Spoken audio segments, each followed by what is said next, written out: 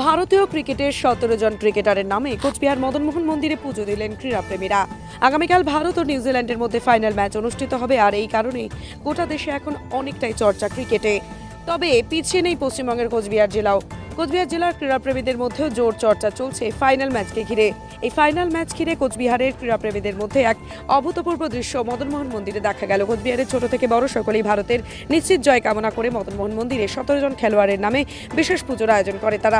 17 রকমের ফল, মিষ্টি, ধূপকাঠি ও মোমবাতি দিয়ে দেবতার আরাধনা করেন। ক্রীড়াপ্রেমীরা জানান তাদের দৃঢ় বিশ্বাস ভারত আগামীকালের ম্যাচে জয়লাভ করবে এবং তারা সকলে মিলে খেলাটি উপভোগ করবেন। এই অনুষ্ঠানে কোচবিহারের বিভিন্ন স্বেচ্ছাসেবী সংগঠনের সদস্যরাও উপস্থিত ছিলেন। কি উদ্দেশ্যে এসেছিলেন এবং কি বিষয় রয়েছে যদি বিস্তারিতভাবে জানান আমাদের।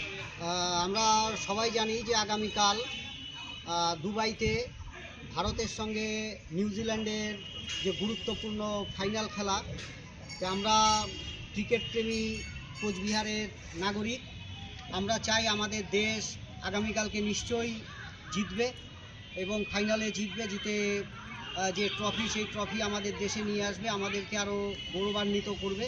আচ্ছা, সেই উদ্দেশ্যে আমরা আজকে আমাদের কোচবিহারের যে প্রাণের ঠাকুর মদনমোহন মন্দিরে ভারতের বিজয়ের লক্ষ্যে, ভারত যাতে খেলায় যাতে সাফল্য অর্জন করতে পারে সেই জন্য আমরা পুজো দিলাম।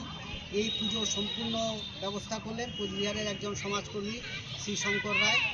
আমিও তার সঙ্গে এই পুজো দিতে এলাম। এটা একটা আলাদা একটা অনুভূতি। কি কি বিষয় ছিল পুজোর মধ্যে, মানে কি কি আয়োজন করেছিলেন আপনারা? পুজোর মধ্যে এখানে 17 ধরনের এখানে ফল ছিল, তারপরে হচ্ছে মিষ্টি ছিল, এখানে লাড্ডু ছিল, সন্দেশ লাড্ডু এগুলো ছিল, ফুল ছিল।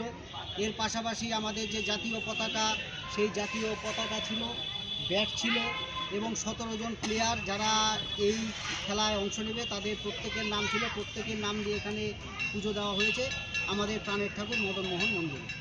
আমাদের দেশের যাতে জয়লাভ করে, নিশ্চয়ই করবে, আমরা সেই বিষয়ে সম্পূর্ণ আশাবাদী। প্রাণের ঠাকুর মদনমোহনের উপর আমাদের আস্থা আছে, তিনি নিশ্চয়ই আমাদেরকে আগামীকালকে যে বিজয়, সেই বিজয় তিনি এনে দেবেন। আপনার নামটা জানান। আমার নাম বিপ্লব তালুকদার, একজন শিক্ষক এবং একজন সমাজকর্মী। আপনি কি বাইক বা স্কুটার কেনার কথা ভাবছেন? তাহলে এখনই চলে আসুন দিনহাটা ইয়ামাহা অটো সেন্টারে এবং নিজ হাতে পছন্দ করে নিয়ে যান আপনার স্বপ্নের বাইক বা স্কুটার। আমাদের এখানে রয়েছে বিভিন্ন মডেলের বাইক ও স্কুটারের বিশাল সমাহার। রয়েছে স্বল্প ডাউন পেমেন্ট, ন্যূনতম ডকুমেন্টস ও সহজ ইএমআই এর সুবিধা। এছাড়াও রয়েছে যে কোনো কোম্পানির পুরনো গাড়ি এক্সচেঞ্জের সুবিধা।